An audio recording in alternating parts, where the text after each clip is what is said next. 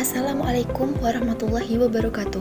Kami dari kelompok 7 akan mempresentasikan tentang teknik pendekatan Rational Emotive Behavior Therapy atau REBT. Perkenalkan, nama saya Zulika, NIM 47. Nama saya Aulia Fitri Ma'rifah, NIM 59. Indah Roshidah Muntaha, NIM 52.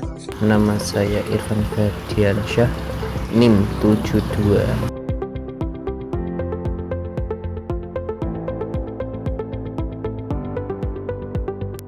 Menurut Albert Ellis dan Wendy Drayton, pendekatan Rational Emotive Behavioral Therapy merupakan pendekatan yang mengubah pemikiran irasional konseli menjadi pemikiran rasional, sehingga mempengaruhi perubahan tingkah laku pada konseli menjadi lebih baik. Teknik ini berfokus pada pendekatan tingkah laku dan fokus penekanannya adalah mengenai pemikiran individu. Tujuan konseling Rational Emotive Behavioral Therapy yang disingkat dengan REBT. A. Membantu konseli untuk melihat kesalahan berpikirnya. B. Membantu konseli lebih mengembangkan pemikiran rasional. C. Mengembangkan tingkah laku konseli agar lebih baik. D. Meningkatkan keterampilan pribadi konseli. Adapun keterampilan yang harus dimiliki konselor dalam teknik REBT adalah: yang pertama, empati; yang kedua, menghargai; yang ketiga, ketulusan; keempat, kekonkretan; dan yang terakhir, konfrontasi. Teknik pendekatan Rational Emotion Behavior Therapy. 1. Teknik kognitif. A. Dispute kognitif. Usaha untuk mengubah keyakinan irasional konseli melalui philosophical persuasion, didact depression, subject dialog, figures, experiences, dan berbagai ekspresi verbal lainnya. Teknik yang digunakan adalah bertanya.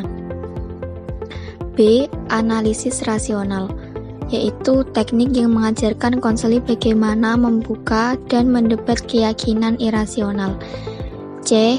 Dispute standar ganda, yaitu mengajarkan konseli melihat dirinya memiliki standar ganda tentang diri, orang lain, dan lingkungan sekitar. D. Skala katastrofi, yaitu membuat proporsi tentang peristiwa-peristiwa yang menyakitinya. E. Rational role reversal, yaitu meminta konseli untuk memainkan peran yang memiliki keyakinan rasional, sementara konselor memainkan peran menjadi konseli yang rasional. Konseli melawan keyakinan rasional yang diverbalisasikan.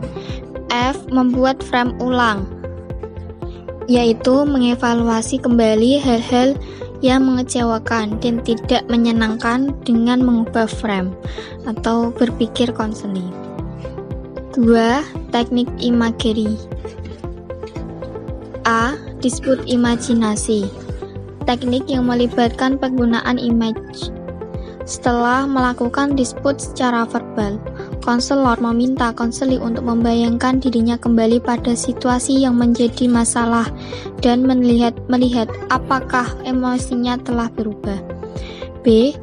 Kartu kontrol emosional, yaitu alat yang dapat membantu konseli menguatkan dan memperluas praktek rasional emotive behavior therapy.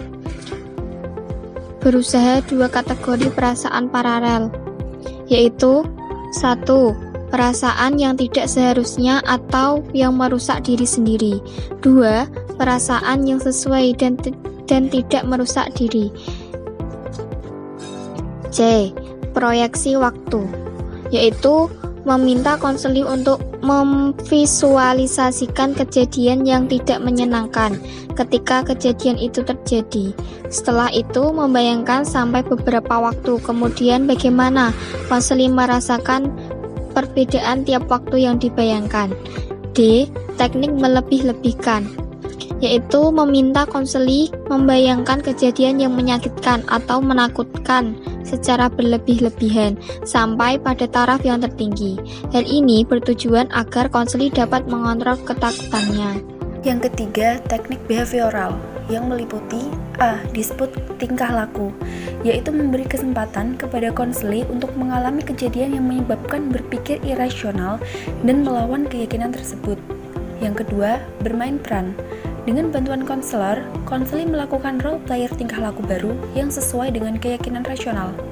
C. Peran rasional terbalik, yaitu meminta konseli untuk memainkan peran yang memiliki keyakinan rasional, sementara konselor memainkan peran menjadi konseli yang irasional. D. Pengalaman langsung. Konseli secara sengaja memasuki situasi yang menakutkan. Proses ini dilakukan melalui perencanaan dan penerapan keterampilan mengatasi masalah yang telah dipelajari sebelumnya.